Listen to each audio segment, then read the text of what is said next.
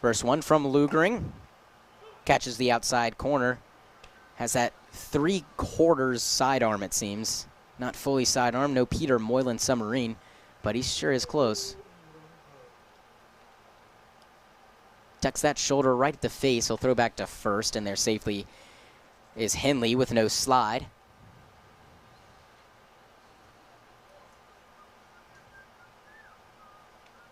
Bryce Roddy has walked, reached on an air, and a fielder's choice.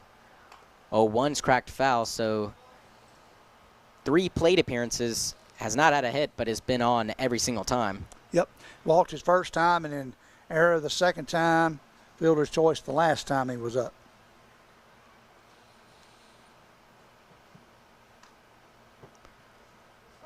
Roddy with a Bryce Harper-like stance, that front foot way far out, touching the back of the line, and they're going to call a balk on Lugering. And those are so small sometimes you could barely see it, and maybe just picked up that back foot that was on the rubber. I mean, any minuscule movement is going to be called as a balk. That's just how it goes. So Henley moves up 90 feet. He's at second base now in scoring position. That's what happened in one of the MLB games the other day with the guy throwing. He didn't think he did anything, and he actually stepped off with it. And he was a right-handed pitcher, stepped off the mound. He didn't think he made any kind of move at all, but you could see his left leg move. 0-2, and he chases an off-speed pitch. Looked like a slider that darted out of the way of the strike zone. That takes care of Bryce Roddy. Coming up will be Matt Rose. He had his single in his last at-bat. Beautiful off-speed from Lugering. I'm not sure of his arsenal, but that looked like a slider, a sweeping slider too. Chris Sale-esque. So Rose with a single and 2 flyouts. He was caught stealing after that single back in the 4th. Good throw down by Kehoe. 1 down, the first pitch called strike.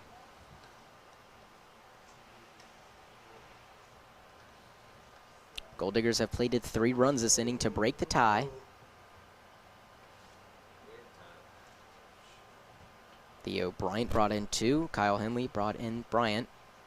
He stands aboard at second base. Lugering gives him a look. Goes to the plate. That ball's in the dirt. A good stop by Kehoe. Good scoop right there as it bounced up there to him. Good job. The quickness and awareness and the glove work of the catcher during the summer league is really impresses me. Kane Jinks catching up in the bullpen, trying to stay loose after what's been a long bottom of the 6th inning. Lugering trying to get his team out of it. Comes set, back pick, throw to second. Oh, and good thing Brooks Parkerson got a piece of that. And it seemed like Henley was right in the way of the throw. He had Parkerson had no idea the ball was coming until it just hit his glove. Yeah, I mean, Kyle just kind of joking with each other there, said, hey, you got in the way, dude. And he almost did. I thought it was going to hit Kyle in the back as it came in there. And you can't really fault Lugering. Nope. You assumed that Henley would slide, but he was so close to second base he didn't need to.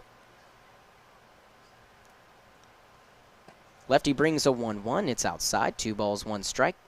Much different at bat to Rose than Roddy, where he was way ahead the whole time, and 3 straight pitches retired him. As I said, Jinks keeping his arm loose over there. Luckily, to get to the bullpen is much easier than college ball. 2-1. A called strike. Now, I'm sure some college teams have the traditional Oakland A's type bullpen where it's right down the line. Makes it very easy to go from dugout to down there. You don't have to stop the game or anything. Don't have to go between innings. Usually have to have, they don't have anybody down there watching right now, but they're not really involved in hardcore warming up. They're already warmed up. He's just doing some long toss to keep loose. 2-2. Swung on and missed. Back-to-back swinging strikeouts. Takes care of the first and second batters of the Gol'Diggers lineup. That'll bring up Jeremiah Boyd. And John Lugering's coming to this game, and he struck out arguably the best couple 2 hitters for this Gol'Diggers team, and now has to face Jeremiah Boyd, but he seems very comfortable out there. Yeah, he does. Well, and the thing is, he's kind of setting him up, get a couple of balls on him. Then he's throwing one that one of those sidearm pitches, and it's coming in there and is too close to let go, and they'll swing at it with a strike or 2, and boom.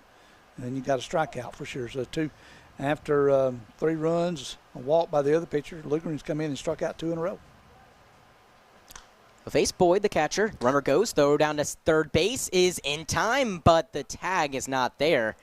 The throw was a little bit high, and I think Henley was able to split the glove of Chase Evans and tag with either his left or right hand, either of which a good job, an elusive-like move to get around that tag, because the throw looked like it beat him. Pretty good throw. It was. It was up a little high. That probably was what caused him to be safe. 1 ball, no strikes. The pitch to Boyd. Just misses.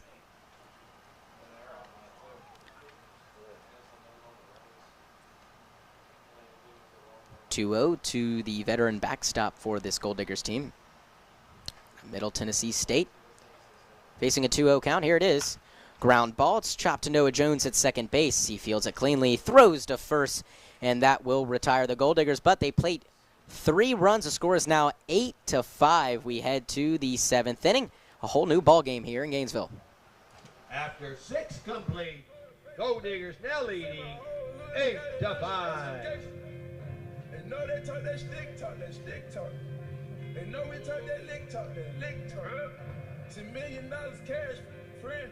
Started sipping syrup, I would keep their sense. Gotta keep that heat on the seed ever since. You know we talk that stick talk, I'm about to put this cash up on a new toy. About to put this cash up on a new toy. You can't understand us, cause you're too soft. They came through with a stick and you heard it. They came through in his bitch and never swerved. I can't believe the blood ain't on my shirt. Because he got hit close range. We be talking stick talk. We be talking bricks too. We be talking lick talk. And I'm a fucking too. I ain't got no manners for no shit. I'ma put my thumb in a put the shot of Henny. I be going crazy. They say my whole hood got it under investigation. They know they talk that stick talk, They know we talk that lick talk, I'm about to put this cash up on a new toy. Here it's 8-5 in Gainesville. On the mound for the Gol'Diggers is still Kane Jinks. Now with the rest of the play-by-play, here's Joe. Well, thank you, sir. Sorry for the little snafu that we had there last couple innings, but we got it fixed. Hopefully the Comrex heated up, and hopefully it'll stay cool. It's a little cooler outside now. Hadn't had any sun all day to heat anything up. So we'll have Tanner Martin, Noah Jones, Brooks Parkerson here in the top of the 7th. Martin, 1 single and a strikeout, 1 for 2 on the day.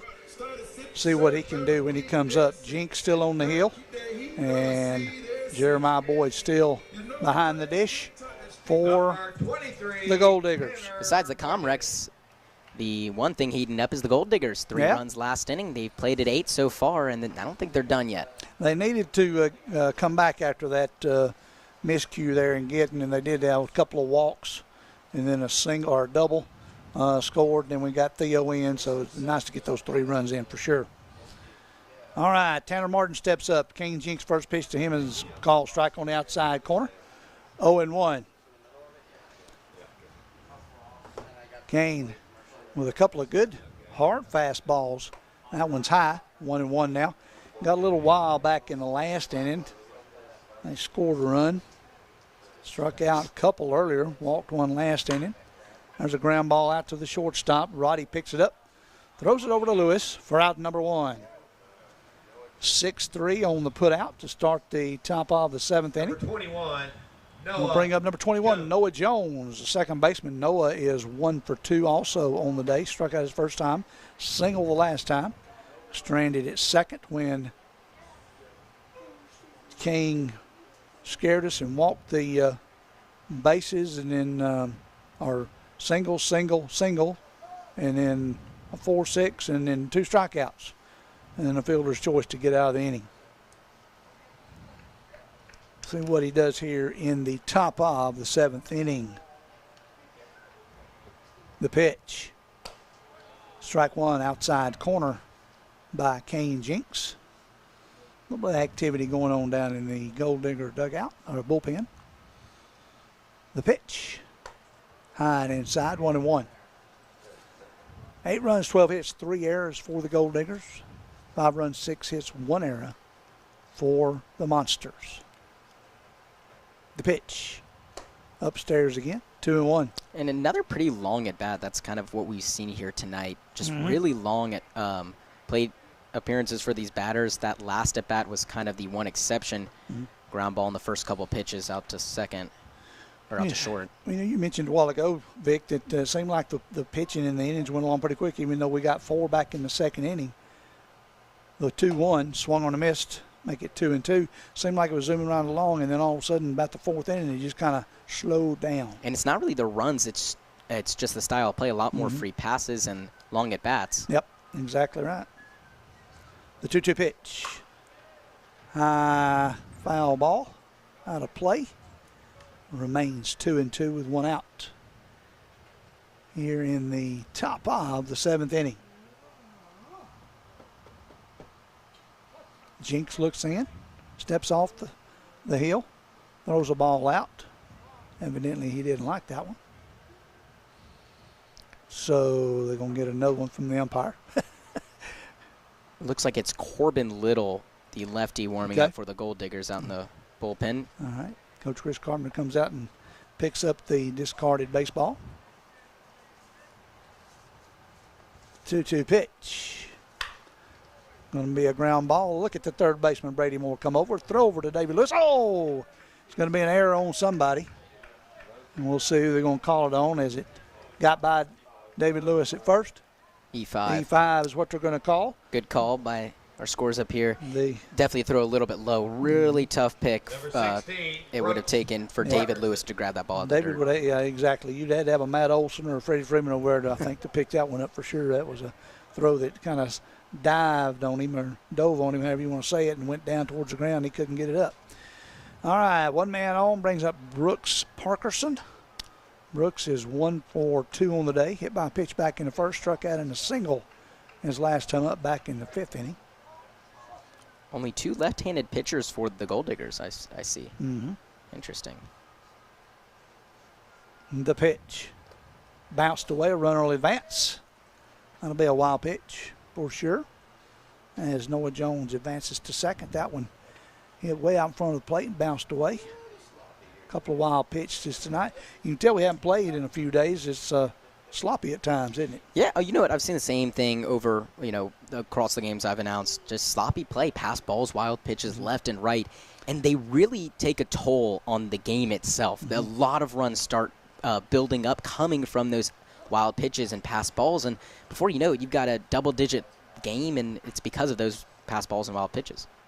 That one's high. Makes it 2-0 now. Well, and the thing is, what I've noticed this year is you may have some quote-unquote, air quotes there, sloppy play, and then all of a sudden they'll shut them down. You'll have a game where you'll have no errors and, score 7 runs. You just really play well, and 8 hits or some crazy line score, The pitch, outside corner, 2-1 now. 4 errors for the Gold Diggers, and they're still up by 3. And that's the thing is, even with these errors and pass balls and wild pitches, they happen so frequently. Some games they don't, that it really... High fly ball, deep left. That ball's going to be out of here. 2-run homer. They've cut it to 1, Vic. It's just about to say that those wild pitches and pass balls, like I said, can take a toll on the game, but sometimes it doesn't even matter. It's the long balls and hard hit balls that turn out to be the difference maker, and tonight definitely so, because we've seen some runs come in via the pass ball and via the wild pitch and with those errors. But really, the difference makers have been these home runs for the Monsters. For the Monsters, for sure. Yeah, for the Monsters. I mean, that this one to make it a 1-run game, the last 3-run homer to make it a tie ball game. So, despite these errors, despite these pass balls and wild pitches, it really has been the hard hit balls that have been the difference maker. Because the Gold Diggers, obviously, 1 error for the Monsters. The Gold Diggers have gotten there and manufactured their own big-time base hits that have played a big runs. Looks like Owens is going to make a trip to the bullpen, it seems. Yep, and Hank Smith will be the new batter. We'll come back in just a minute and give you all the action. Let's make sure that Micah is. He's going to take the ball, and we have a relief pitcher coming in for Gainesville.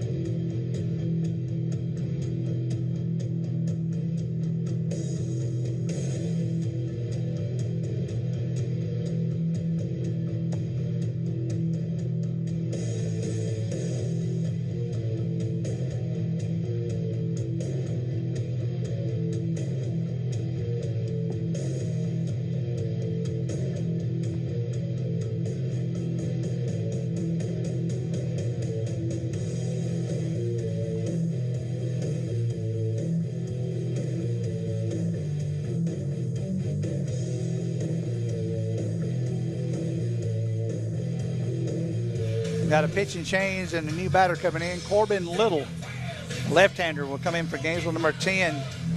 He's pitched only in 4 games, 3.2 innings. Big ERA, but the left-hander going to get some work right here and try to shut them down. They've scored a couple of runs this inning. It's 8-7. Gol'Diggers still with the lead. Let's see what they can do right here. It looks like Hank Smith, number 24, a left-handed hitter for Chattahoochee, is going to come to the plate. He's from Cartersville, Georgia, and plays his college ball at Jacksonville State University. Bats left, throws right. Let's see what he can do right here. It looks like Justin Velos is going to take over for the first base coaching duty. Ah, okay. So he's officially out of the game. That's probably the best guy you could put out there. Yeah. But just let him do a little bit of everything. Now he's going to go down there and coach tonight. All right. He started out pitching in DHing. We've seen him in the outfield last week, and now he's down coaching first base. And arguably he's got some of the most important jobs on this Monsters team. Hitting in the 2-hole, he's the pitcher, and then now he's the first base coach. Yep, for sure. And for him, he went 4 innings. He did give up 9 hits, 5 earned runs, 3 walks. But for a guy who's, not an actual pitcher, that's not too bad versus a really deep Gol'Diggers lineup. Yep, and they've got all the guys that, if you hadn't pitched much, you're still kind of working on your stuff in your summer ball because you may have only pitched a few innings, just like Corbin here. Let's see what he can do and get off. Maybe he'll get off to a good start here in this half inning. And as he comes in with 1 out, 2 runs in, trying to keep it at that, keep it at 8-7 game, as Hank Smith now will come to the plate. Number 24 is Hank Smith, left-handed hitter. Corbin Little's curveball stayed inside, 1-0. Little, one of the 2 left-handed pitchers for this Gol'Diggers team. And, yeah, like you said, a high ERA, but not much of a sample size, just 3 2/3 of an inning. God, but gave up 8 hits and 7 earned runs. Really got beat up there. The 1-0 pitch by Corbin. Ground ball on Matt Rose. Got under his glove for a base hit. So a solid single that time by Hank Smith. Right by Matt Rose, our second baseman. Now to bring up Luke Hasty, number 2. Right fielder Luke. Number 2. 0 for 3 today. Hasty. Looks to keep the inning going now. Pitcher's best friend, either a strikeout or a double play would be nice right here. See what'll happen. Hopefully he can get one or the other. Little looks in, gets his sign from Boyd. Here's the pitch. Yes, he did. Did he go? No, they said he didn't. And a halfway swung, but didn't cross that threshold, that line, or whatever it is. Yeah, I think that was a good call by the home plate, or the first base umpire, I guess. The 1-0 count with 1 down here in the top of the 7th inning. The pitch. Down low, 2-0. Yeah, Little struggled with his command early on and gave up a single to Hank Smith. And Hank Smith coming in to this game and seeing a new pitcher, having sat for the first 6th inning, it's really tough to find a base hit. Exactly. The pitch. Good scoop right there by Jeremiah. Risky scoop. Went with the backhand instead of getting down on those knees and trying to block it up. But it worked out, I guess. Yep. 3-0 count now with 1 out. 2 runs in, 1 on. Smith at first. Hasty is the hitter. 1 out. The pitch. Outside. Walked him. So now you have runners on first and second. And 1 out. It'll bring up Chase Evans. Evans. Number 15. 1 for 3. There's number 15, third baseman. Another left-handed hitter in their lineup.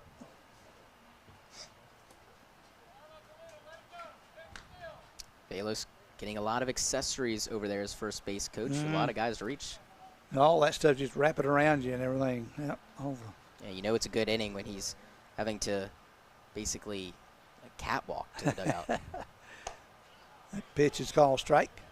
Broke nicely across from the middle of the plate to the outside part. Strike 1, 0-1. He's got all the shin guards and gloves wrapped around him over there, doesn't he? And looks like the Gol'Diggers bullpen is up and ready again, buzzing. Mm-hmm. The 0-1 pitch.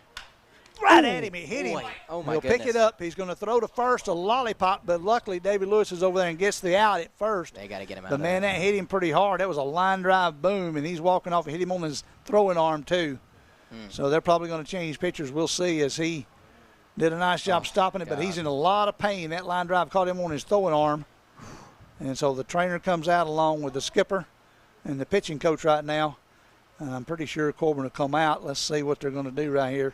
There's just no bother leaving him on the field. You got to immediately take him out. That ball's hit so hard off the bat of Chase Evans, and the wherewithal to pick up the ball and throw it to first base. Exactly what I was thinking there. Hardest things to do in baseball. Kept his presence about him. Yep, they're going to make the call to the bullpen, I believe. Let's give it another few seconds here to make sure they are for sure.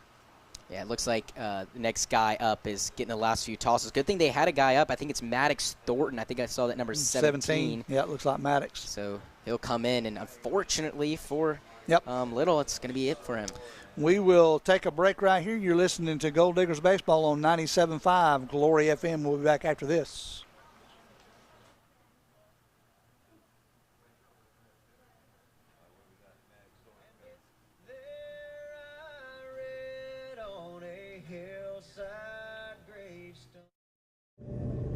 You will never leave. Your new pitcher will be number 17, Maddox Thornton. Well, my granddad's dad walked down Cataract Mountain, and he asked Tilly Hilton to be his bride. He said, won't you walk with me out of the mouth of this holler? We'll never leave Harlan Line, where the sun comes up about 10 in the morning, then the sun goes down about 3 in the day, and you fill your cup with whatever bitter brew you're drinking, and you spend your Tonight, pitched in 7 games, 14 innings, ERA of 1.28. He struck out 18, only walked 3, given up 12 hits. We've seen Maddox several times. Mike and I have this year, Vic, and he's more hot than cold. Obviously, you look at his strikeouts, but he had one rough outing a couple of weeks ago. He blew the save, but they wound up getting the win when they went into an extra inning there and got the win that night. But he can throw it, so we'll see what he can do. The right-hander, and sure do hope that Corbin Little's all right. Boy, he took a shot, line drive. Oh, God. And he followed through with that left hand. It was right there on the left forearm where he caught it at. So that he was, like you said, he had the wherewithal, the presence of mind to get it and throw it over there to David Lewis. And you know that when he did that, the sting was still on, but it had to be hurting for sure.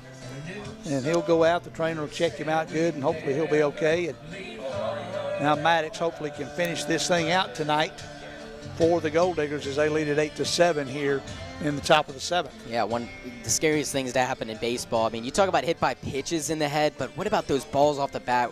We've seen now with exit velocities off the bat being 95 to 100, and that's just with MLB guys. I mean, you're seeing guys hit 95 on average. I mean, you're seeing the biggest hitters, a lot of Braves hitters, I might add, have been hitting balls at 110 miles per hour off those wood bats, and I don't think that one's 110 off the bat of Chase Evans, but surely harder than 90 miles per hour. That ball's hit right up the middle, and he really got a piece of it too. Yep, he got all of it. It was a hard hit ball right at him. It was a line drive. It didn't bounce. It was a line drive boom, and with his throwing motion, he had come through, and his left arm was basically right in front of him, and you really can't dodge or duck or anything at that point. You can't get out of the way, and boom, it hits him right there on that left forearm, and he makes the play. Good on him. Oh wow! Ooh, boy, looking at a picture that they up here, sent it up here to Colton, and he's got the laces on it. Yeah. You can see the laces where he hit it. Wow, right there below his elbow on his left arm. That'll be a big old raspberry tomorrow, I'm sure. And he's lucky that didn't hit his elbow. For real. That is one of the worst spots to get an injury, that elbow or the shoulder. Well, he'll be on the injured reserve for a few days, and hopefully that thing will go through the soreness and all that stuff. All right, due up with 2 men out now, Zion Morris. Zion is 1 for 2 today. First pitch is a call, strike on the inside corner. Ooh, that ball almost hit him. It was right on the inside corner as Morris he doesn't crowd the inside part of the plate, but that was the inside pitch there. Here's the second pitch. Ground ball out to Matt Rose. Little 4-hopper. Rose over to Lewis for out number 3. So they stop the bleeding right there. 8-7 in the middle of the 7th inning. We'll be back right after this. Ladies and gentlemen, it's time for the 7th inning stretch. Get up out of your seats. Sing along.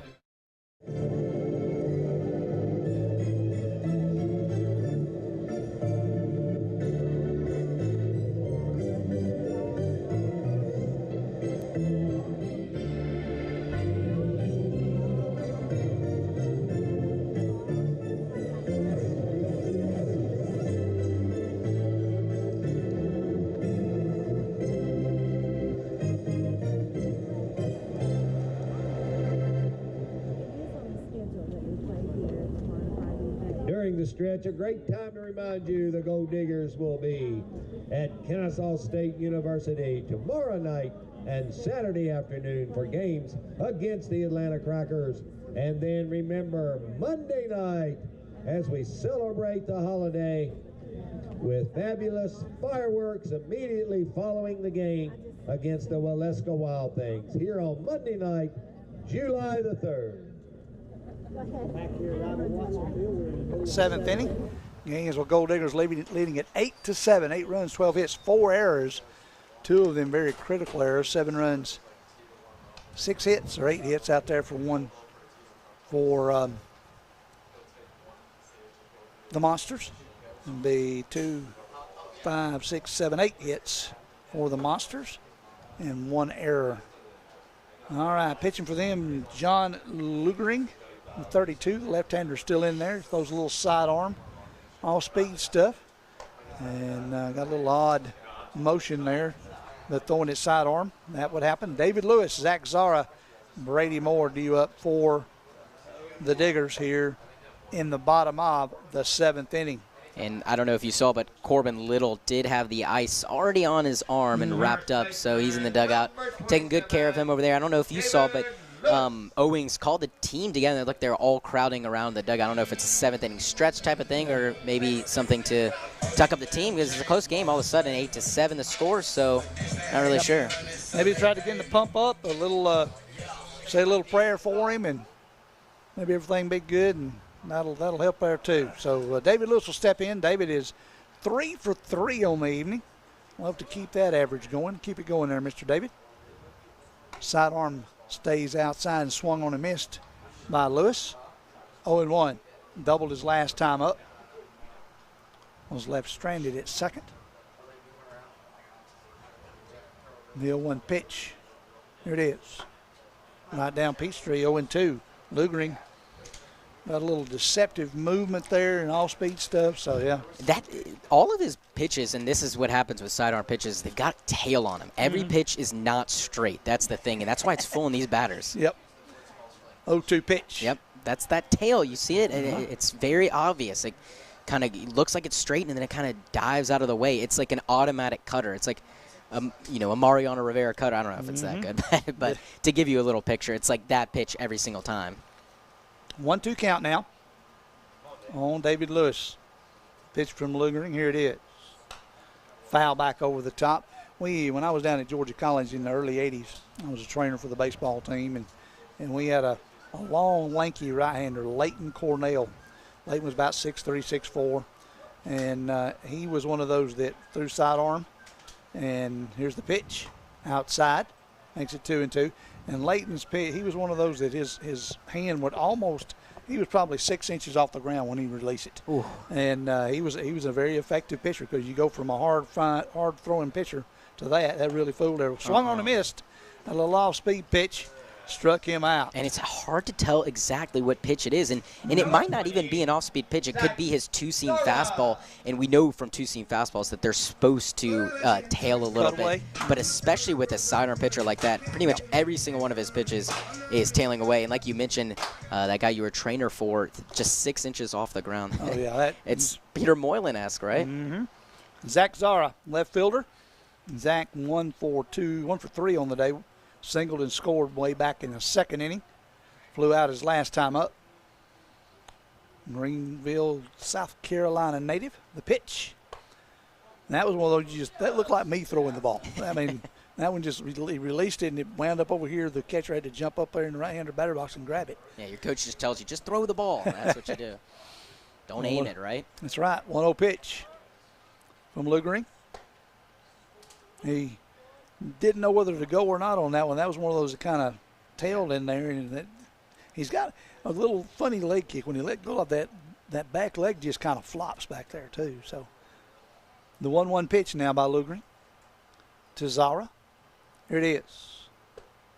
That was a little high. 2-1.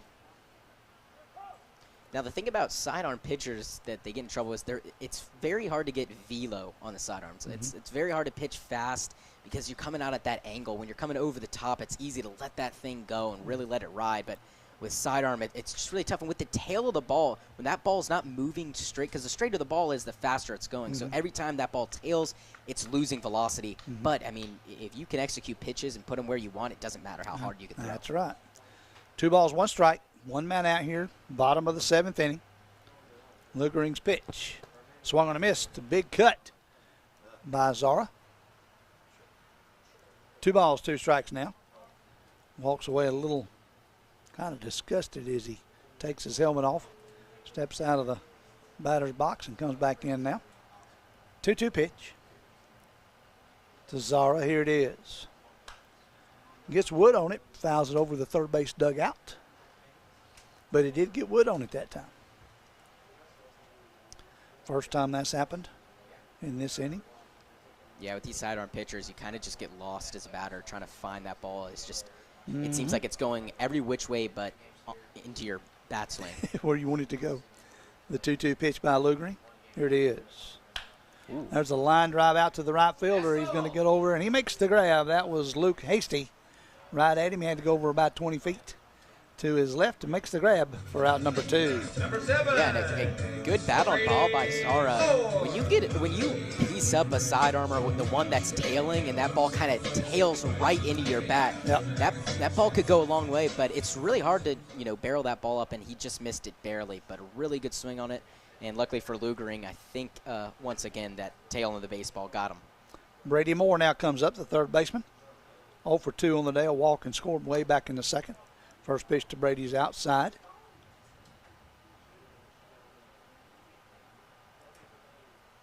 Brady made a couple of nice plays over at third base, coming in hard, having to charge on slow choppers out in front of him, not going towards the shortstop, cut him off and threw him out. The 1-0. Here it is. Swung on the mist.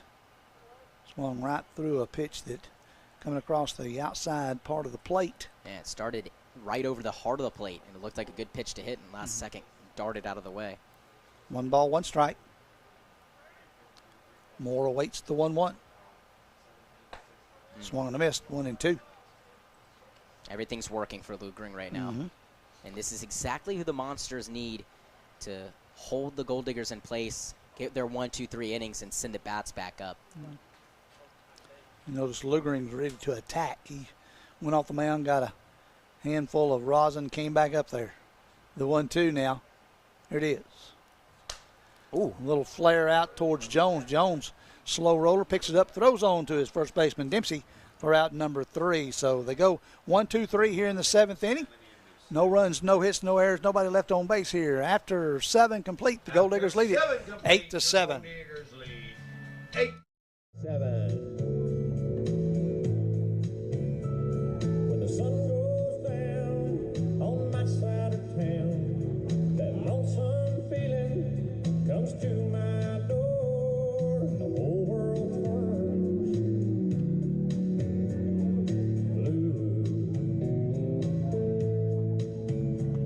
There's a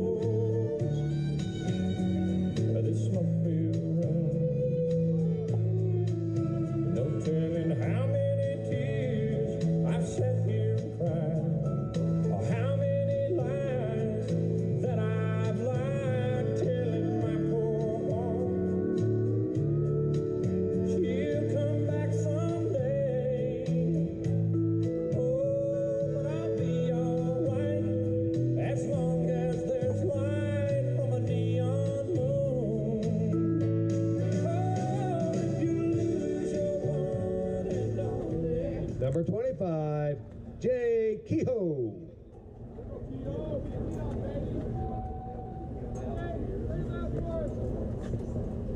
Yep, let's see what they can do. Jay Kehoe from Salem, Alabama steps in, left hand hitter. Won to about 7 or 8 tonight. First pitch, come outside, 1-0. One thing about Maddox is how he goes to the brother. You got a good enough turn for all the catching. All spins really good. 1-0 pitch now. Kehoe, it is. Outside, 2-0.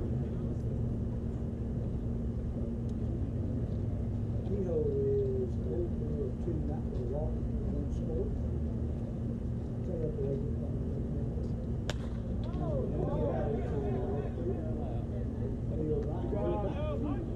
This is like we lost it. So let's go back and call it. We're out number 1. Number 34, Jonathan Williams.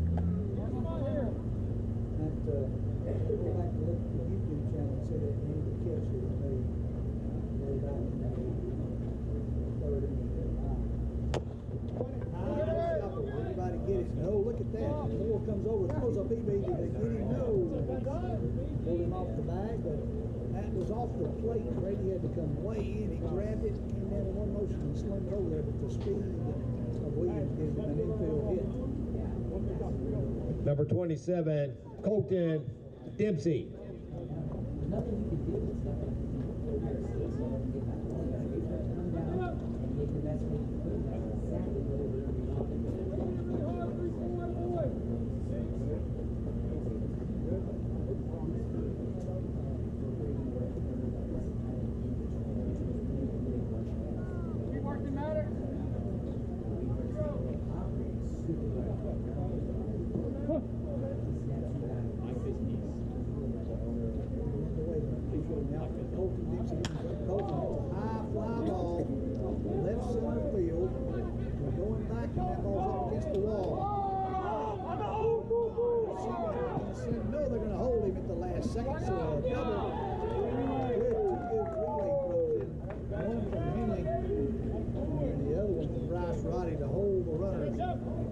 Second and third on the big double by Colton Dempsey.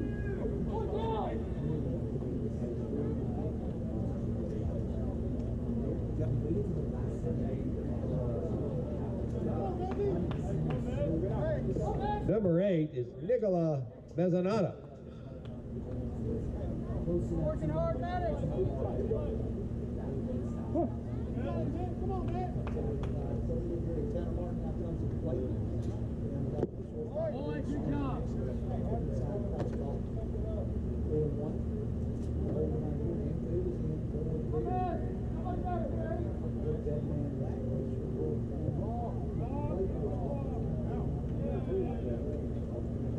Balk is called.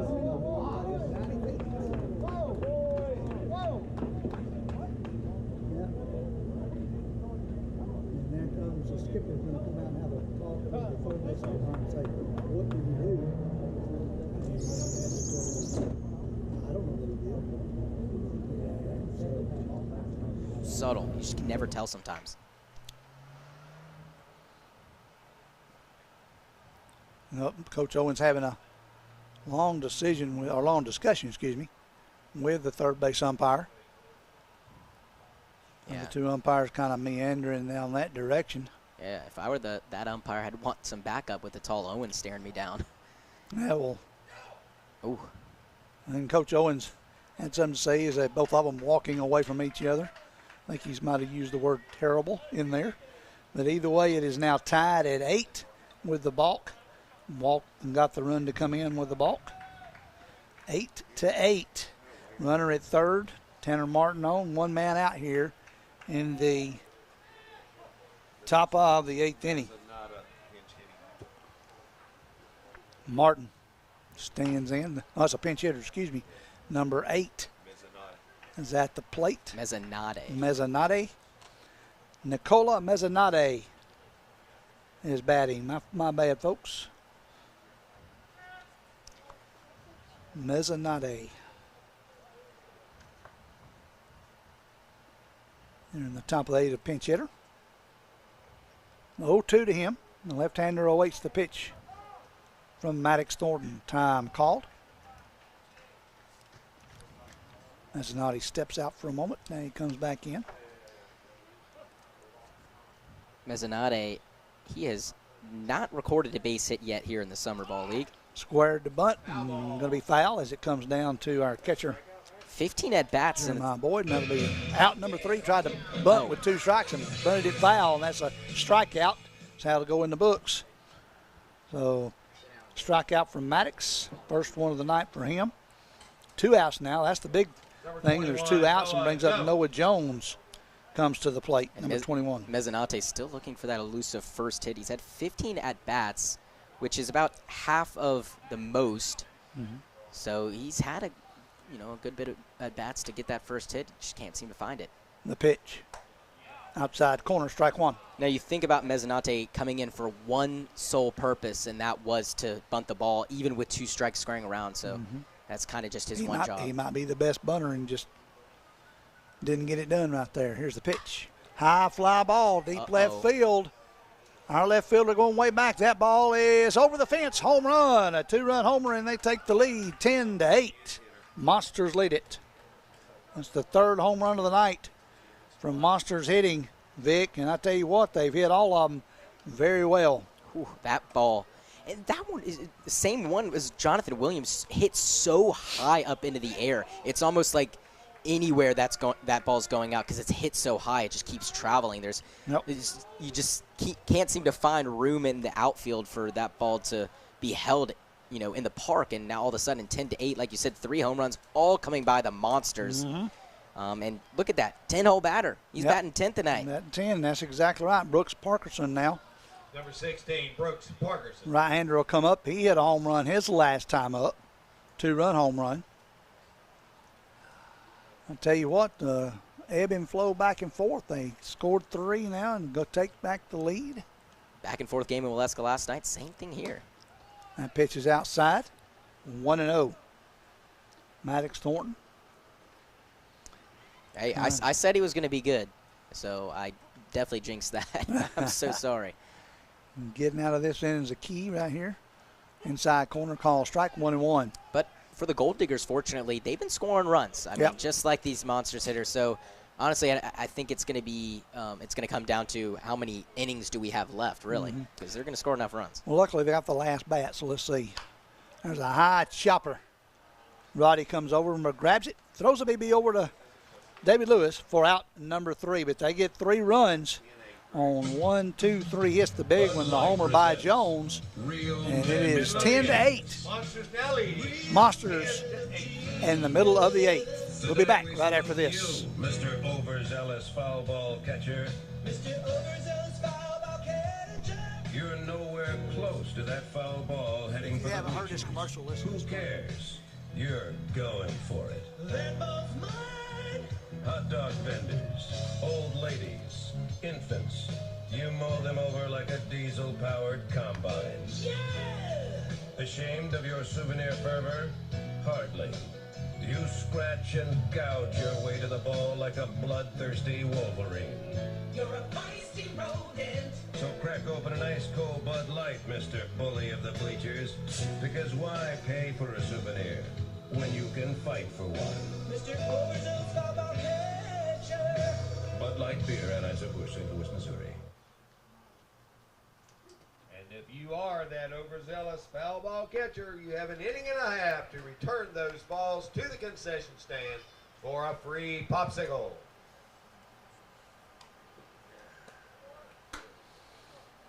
Back here at Ivy Watson Field, got to go get them Gold Diggers right here, Vic. They're that trail now 10-8. Going into the bottom of the 8th. They would like to go ahead and score some runs. Cale Strickland, Hayden Murphy, Theo Bryant. Yeah, 7, 8, and 9 due up for the Gold Diggers. It's going to be tough. Lugering looked really, really solid last inning, I guess, against the Gold Diggers. They just couldn't touch him. That's what I was going to say. He's pitched very well that last inning, and like I said, he couldn't hardly teach him. He had the one fly ball to right field, and it was a decent hit, but the ball tailing away if he couldn't get all of it on there. So Cale Strickland will come to the plate. Cale is 1 for 2 on the day, walked and scored his last time up. New Auburn commit will stand in, looking for his second hit of the evening. Lugering looks in. The left-hander gets set. The delivery outside, 1-0. I think if they can just wait on him, he might get in trouble and walk some guys. Yeah, you never tell. With the tail of all these pitches, it's hard to really get balls where you want it, and it's kind of like you have to, I guess, overcompensate. You think you want a ball on the outside, you got to pitch it starting on the middle. Mm-hmm. That one's low, 2-0 now. And when you do that, you might accidentally start inside, and that ball might drift over into the middle of the strike zone, and vice versa. I mean, anything could happen. You try to start middle, you start outside, that ball keeps going outside. It's never a strike. 2-0 pitch now to Strickland. Call strike inside corner, 2-1. There's a good pitch from Lugering to get back into the count. That's what you worry about. You get ahead 2-0 on this guy, and he just comes right back with the heater and just paints it perfectly. A little bit of breeze from right to left now. 2-1 pitch. Stayed outside. They're asking me if he went. And he did not. Great decision by Strickland to hold up. That is so hard. It's hard to do. It's really hard because that ball starts and it's right over the middle of the plate, right, maybe a little bit outside, and it just it ends up and it's totally not a ball. But it for the longest part, for 95% of that ball's journey, that's a strike. 3-1 pitch. Strike on the inside corner. 3-2 now. Fills it up. Cale Strickland. He's just really solid. That pitch looked like the one before the last one. It's right where he wants it. Left-hander Lugering comes set. The payoff pitch. Yep. Strike 3 called. Same inside pitch. Corner. Looks like the same pitch for out number 1. And he's just so comfortable out there. Took a big, deep breath as he came set. Not working from the windup. Some guys like to do it different ways, and whatever way it's working for him. Right. He is just pounding the zone. And, yeah, he got to 3 balls on that, but maybe it was just a setup to get Strickland. Like we said, you can't throw all strikes. Hayden Murphy now comes to the plate. Hayden is 1 for 2 on the evening. Singled back in the 4th. Walked and scored back in the 6th. First pitch to him is a ball.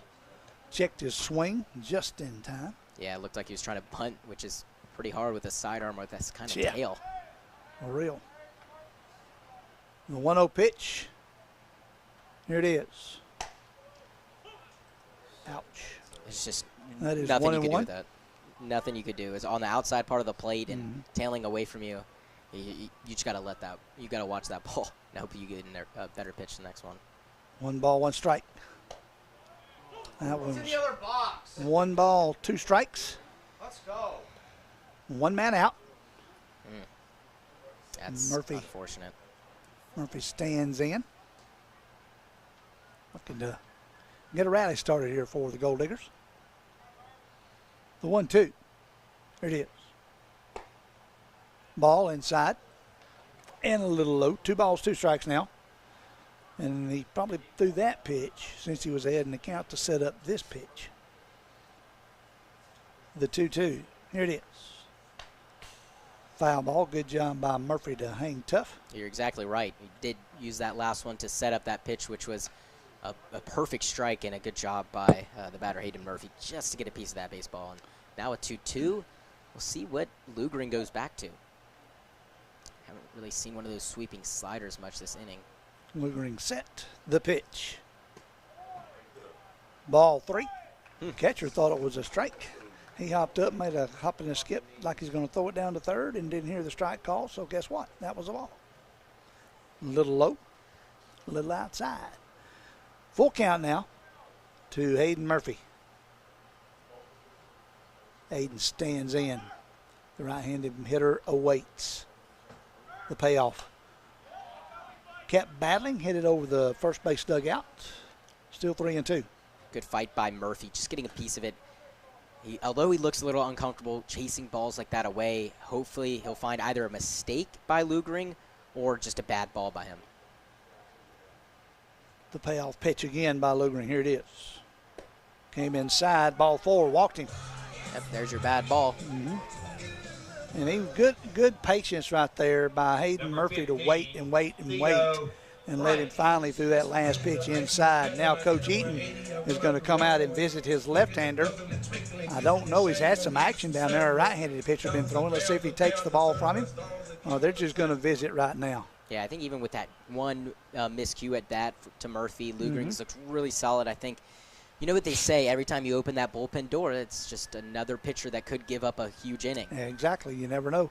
You know, and Lugering, like you said a few minutes ago, he pitched well the last half inning and got the first guy on strikeout and pitched that batter good. Murphy just hung in there and waited on that pitch to be a ball inside on a 3-2 count. Now Theo Bryant, who has stepped up and is 3 for 3 tonight.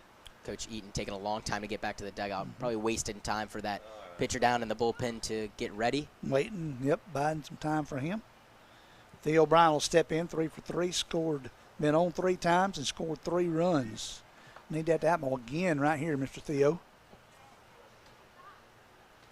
Landon Johnson, the righty, warming up in the bullpen for the Monsters. The pitch. Strike call on the outside corner. 0-1. No balls, 1 strike, 1 man out. Bottom of the 8th inning. Diggers trail by 2. The 0-1 pitch by Lugering. No, he goes to first.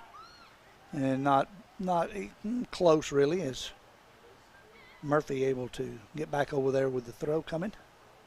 He pulled his first baseman, Dempsey, off the bag. So, 1 man on, 1 man out here in the bottom of the 8th inning. Pitch to Theo Bryant. Here it is. Low, 1-1. Looks like the Gol'Diggers have to get another catcher over there in the bullpen as they've got 2 arms going. Yeah, they've both righties. We've got 3 or 4 on the roster. So, Cale Strickland's a catcher, and then we got 1 more. The 1-1. And 1 hit foul, but foul down the third base line, right past the skipper, Mike Owens. Yeah, our catchers are Jeremiah Boyd, Logan Murphy, and Cale Strickland, so they probably got Logan and Cale down there warming up. Interesting. I think it's Brady McDevitt and Brady Moore warming up for the Gol'Diggers. Well, we've had Brady McDevitt has pitched this year. The 1-2 pitch. Here it is. He held off. Good job. 2 balls, 2 strikes now on the Gol'Diggers right fielder, Theo Bryant.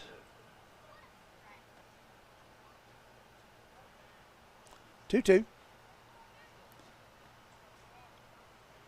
Lugering looks in, gets his sign, comes set.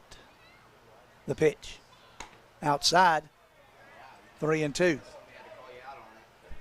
And that was in the left-hander batter's box where the catcher had to reach across and get it. Probably was a good thing for Theo because he did have to reach across his body so far. The payoff pitch now to Theo Bryant. High chopper. The third baseman waves him off. He picks it up, throws it over, bounces it up. He's going to be out there. Now they've got him, Murphy in a rundown. They go to third, to first, back to shortstop. Shortstop's running. They throw it at the last second. Hit him. It hit him in the back. And they started to send him home, and they didn't. They're going to call him safe. And no, they're not going to send him home as he's going to stay there. He went in standing, and the ball hit Hayden.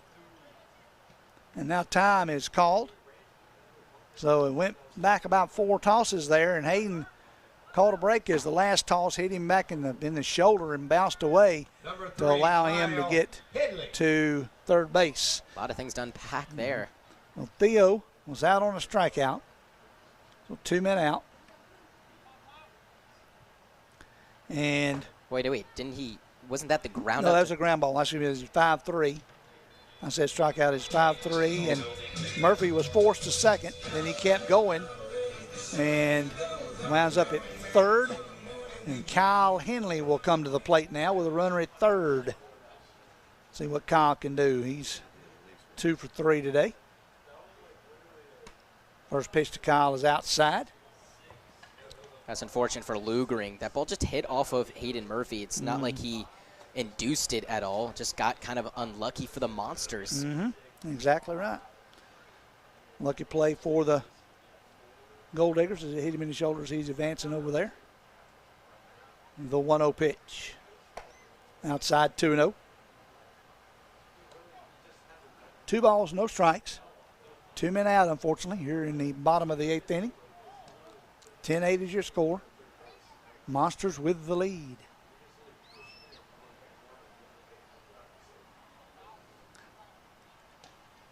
Two-0 pitch by Lugering. Here it is. Outside 3-0. All 3 of those been in the same place. You notice that, Vic, out here in the left-handed batter's box? Yeah, he's missing arm side, which basically is due to him not releasing the ball too early. If he can hold on to that ball a little bit, which is really key to create that run, because he's kind of got to release it a little bit more. So he should be starting to miss more glove side to overcompensate. Walked him on 4 pitches. How about that? Yep. So that one's high. And it's the same kind of outside. And like I said, it seems like he's releasing the ball a little too early, causing it to start outside, and then it ends up finishing outside. Bryce Roddy steps in. He struck out his last time. He is 0 for 3 today. Been on base 3 times. Bryce needs to get on base. Hit one in the gap, young man. Yeah, he was running off the field after he made the last out in the bottom half of the inning, or the top half of the inning. So I'm assuming that he's ready to go, ready to get that base hit. First pitch to Roddy. Here it is. Swung on a miss at a pitch that tailed down and in on him. So hard to pick up. And interesting for Lugering, he's really got to correct that arm side miss that we were talking about in the last at bat, because he's facing a lefty now. So anything that's too far arm side is going to hit him. The 0-1 pitch to Roddy. Oh, man, that one came up and in on him, and he wanted to hold up and couldn't. His momentum took it all around for a swing. Yeah, and a little excuse me swinging. Bryce looking to keep his bat alive here. No balls, 2 strikes. Runners on the corners here, bottom of the 8th inning. Diggers needing a couple of runs. The pitch by Lugering. Here it is. Outside, 1-2. 1 ball, 2 strikes now, 2 men out. Murphy at third, Henley at first. Even with 2 outs, you got to find a way to manufacture just 1 run if you're Gainesville. Yes. See what Roddy does right here. The 1-2 pitch. Here it is. Runner going high, chopper. Nobody's going to get there, and the run's going to score. How about that? And you might have another run score. They're going to send Kyle. Here comes Kyle. He will score. It's tied. Talk about getting at least 1 run. You got 2. You wanted to. You talked about got to manufacture. They manufactured, got 2 right there, didn't they? That is manufacturing, all right. A high chopper, not hit very hard by Roddy. Somehow found another way to get on. A fielder's choice, an error, and a walk. That's how he's gotten on. And another fielder's choice there tonight. And nothing Colton Dempsey could do, ranging to his right, trying to field the ball.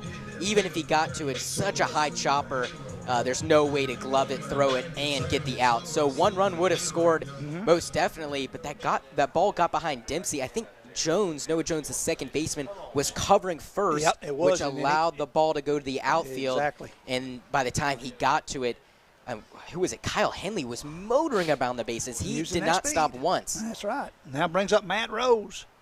Comes up with a whole new ball game. It's tied. First pitch to Matt is outside. You got to give credit to Coach Owings there. Oh, yeah. Because if he kept him running. If he not kept him running, then Henley might have slowed down and given Noah Jones a chance to throw home, but Jones actually bobbled the ball out in the outfield, so Henley scored with ease, no throw. Has to be a perfect throw, and Coach Owens knew that. And the 1-0 pitch, here it is. Rose held up, 2-0 now. come to the ballpark, you see something new every single day. And, you know, Mike and I talk about that every season we go through, and almost every game we see something new or a new, you know, situation, new rule or whatever. It's different. It's something new every season, sports season we go into also. The 2-0 pitch now, outside 3-0 to Matt Rose. Rose looking to get on again.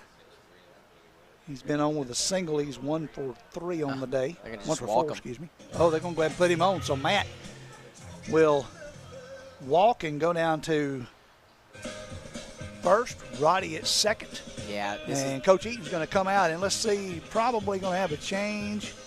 But let's see what he does. Yep, he's going to take the ball, shake the man's hand. We'll take a timeout. You're listening to Gold Diggers Baseball on 97.5 Glory FM.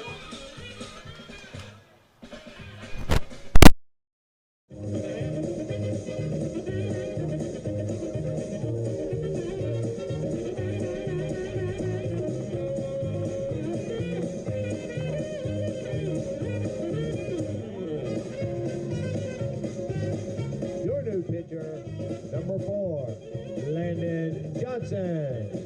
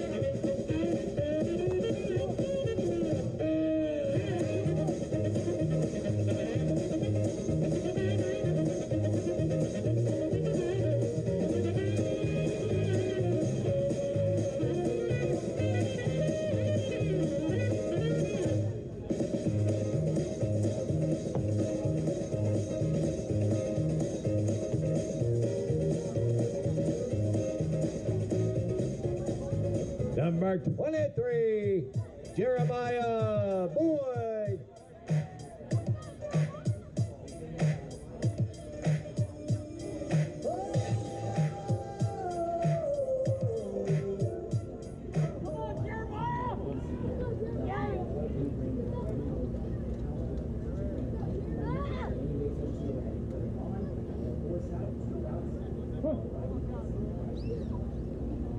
Jeremiah, catcher, stands in.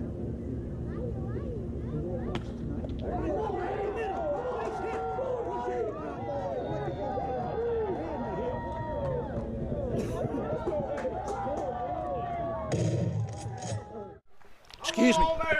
Yeah, it was a great hit right up the middle for Jeremiah Boyd. Looks like the matchup didn't really help. Boyd says, bring in a righty, no problem. I'll line this one right up the middle. That's exactly what he did. Rose goes first to third. Coming in to score is Bryce Roddy, and just like that, the Gold Diggers back out in front. First pitch swinging, and Jeremiah Boyd drove in a run right up the middle, right by the new pitcher, over the second base bag for an RBI single. What a base hit. Jeremiah Boyd was due for one. Now we got David Lewis up. David takes one for a strike. David is 3 for 4 today. He's a hit right here, drive in an extra insurance room run, if you will. Big sweeping curveball fouled off right here to Coach Jerry beside us. He did not get his net out and make the grab, though. You know, I was dead set on seeing the bottom of the ninth inning. I'm not so sure now with the Gold Diggers back in front. Yep. It'll be interesting to see who comes back in to pitch for us here in the top of the ninth inning. No balls, 2 strikes. David Lewis on the right-hander's batter's box. The pitch. Swung on and missed. Struck him out, but that'll end the inning out of after 3 runs on 1, 2 hits, a couple of walks, 1, 2 men left on base. Gainesville goes back up 11-10. We go to the 9th inning. Got a hold on Diggers. We'll be back after this. You're listening to Gold Digger Baseball on 97.5 Glory FM. One more reminder, post-game meal tonight will be provided by Lord's Way Ministries. If you want to know more about the organization, go to thewayswecare.org. Remember to make plans to come out to Ivy Watson Monday night for sundown action, followed by a fireworks display.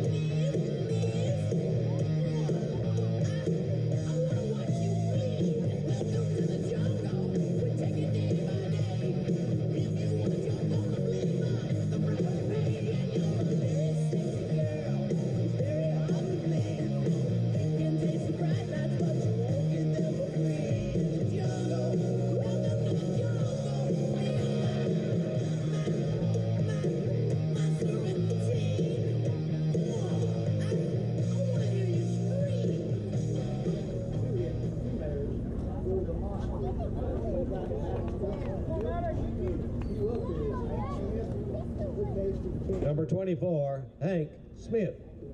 Max Thornton's still on the mound, and I can see why this is the 4th pitcher for the Gold Diggers, wanting to conserve some guys, but still, I mean, Thornton last inning, I'm a little nervous about him pitching here in the 9th. Got a big weekend series coming up this weekend. Here's the pitch. Swung on a miss. First pitch to Smith is a strike. Last inning, well, Thornton's pitched an inning and a third, but last inning he gave up 3 hits, 3 runs, all of them earned, and just had that 1 strikeout. The 0-1 pitch. Outside, 1-1. Get them 3 up, 3 down here in the top of it and get it done and go to the house with a W, boys. What do you say? Hank Smith awaits the 1-1 pitch. High, 2-1. Had a couple of guys last inning for the Gold Diggers down there warming up. I don't know if they would think about it or not. You got the bottom of the inning. I would think you'd stay right where you are with him. Oh, yeah. And then, you know, I was just saying with 4 guys already, or with the 4th pitcher.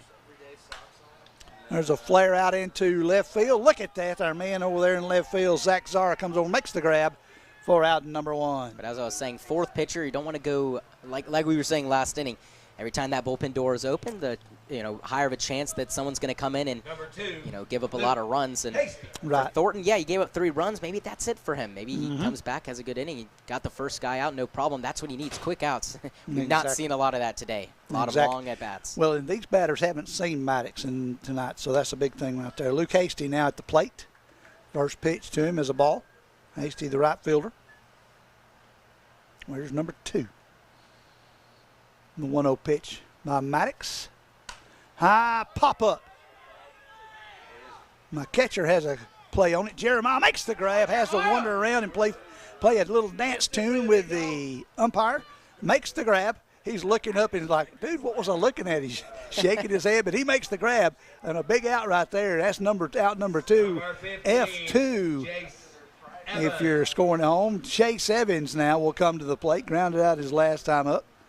Talk about straight up the chimney chute. No, it was. And he turned around, and I thought it was going right back, and he started dancing around. The umpire backed up, and he had to back up some more. And, just like they were dancing. Okay, 1, 2, 3. Get out of my way, guys. The most impressive part of that is how Boyd found it after not seeing it initially. Oh, exactly. With the lights and everything and the ball blending in.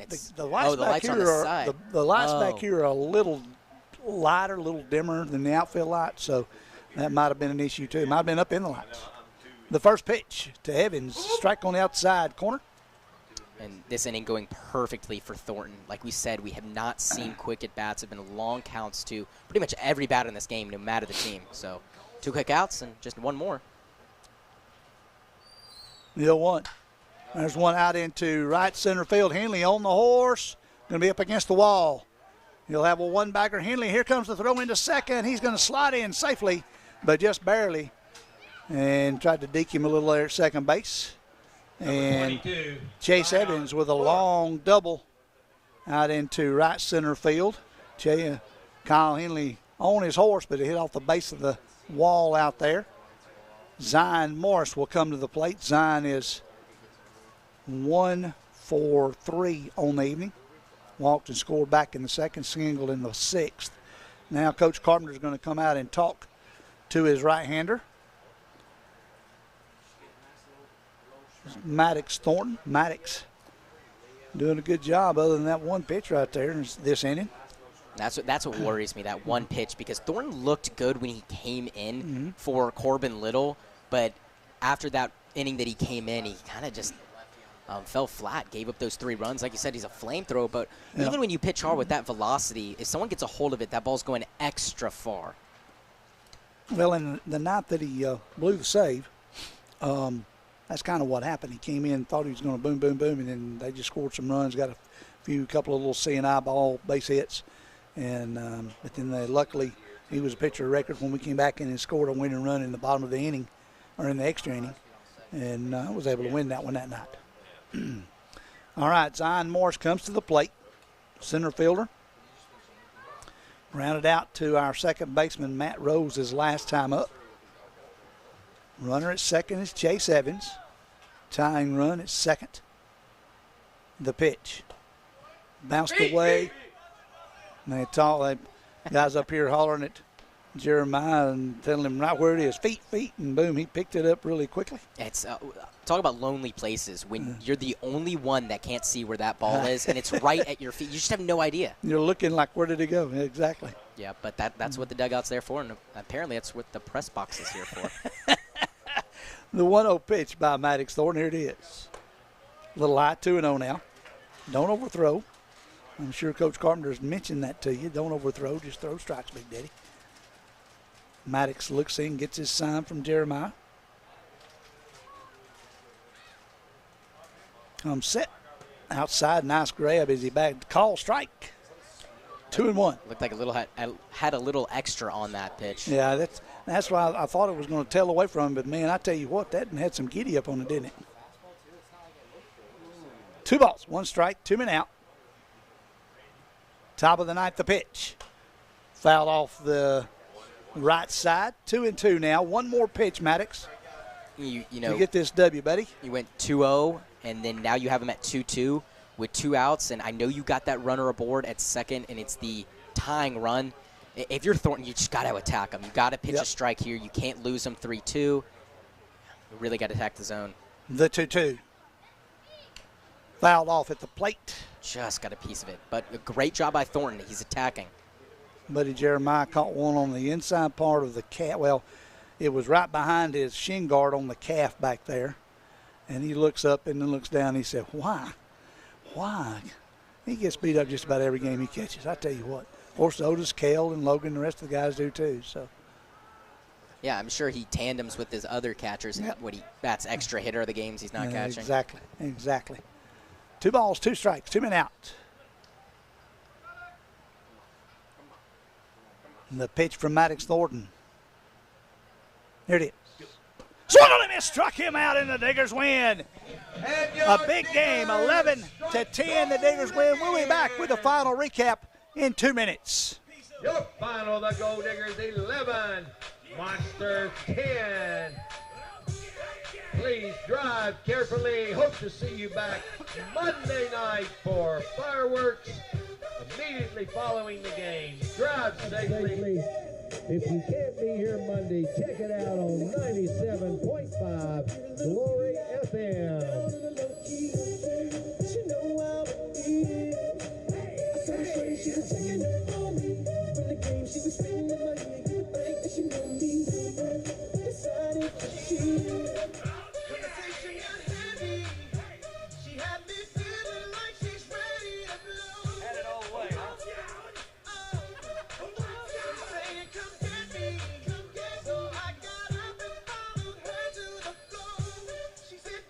Let's go.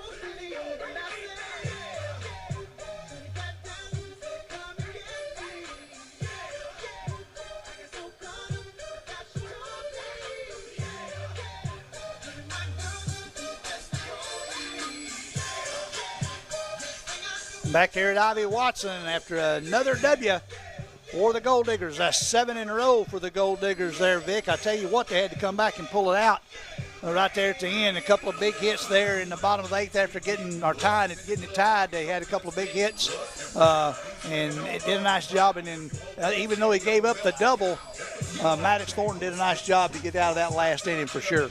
Yeah, those monsters are pests, aren't they? If you're the Gol'Diggers fan, you're wondering when they're finally going to go away. You're scoring runs left and right, and the monsters keep adding on. And I guess for Chattahoochee, that's kind of the same story for the Gol'Diggers.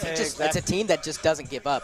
They're going to keep scoring runs, and sometimes the pitching's been spotty, and it was here today. The Gol'Diggers give up 10 runs on 12 hits. They also had 4 errors in the field. Sloppy game all around, but unfortunately, there's just not enough innings for the monsters. Exactly. The final totals for the Monsters: 10 runs, 12 hits, 1 error, 8 men left on base. For the Gol'Diggers, 11 runs, 13 hits, 4 errors, and those 4 errors were costly throughout the game. Gave up several runs on them. 9 men left on base, and at double digits in Ks again tonight with 11 strikeouts, only 4 walks for the 4 Gol'Digger pitchers, and another good job of pitching and timely hitting for the Gol'Diggers. Vic, have enjoyed having you with us tonight and look forward to seeing you again.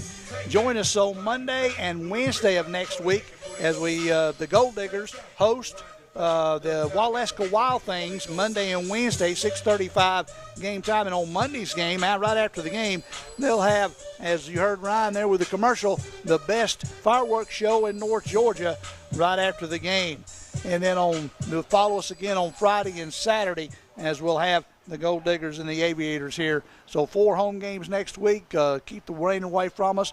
The heat's going to hit us this weekend and then cool off back into the 80s. Thank goodness for me, for sure. But Vic, pleasure having you with us tonight, and thanks again. Of course. And folks, listen into the Waleska Wild Things and get to listen to Vic do some games. Yeah, of course. I don't know if I'll be the Wild Things again, at least for the home team, because they're not playing at home anymore. But I'll be around the Sun Belt League. Appreciate the opportunity, Joe. It was a great call tonight. Got blessed with a great game, a little bit of a long one, but in the end, the good guys came out on top for y'all, so I'm excited. Wound up in about 3.5 hours, but we got it in. That's the big thing. And ladies and gentlemen, thank you very much for joining us tonight. You've been listening to Gol'Digger Baseball on 97.5 Glory.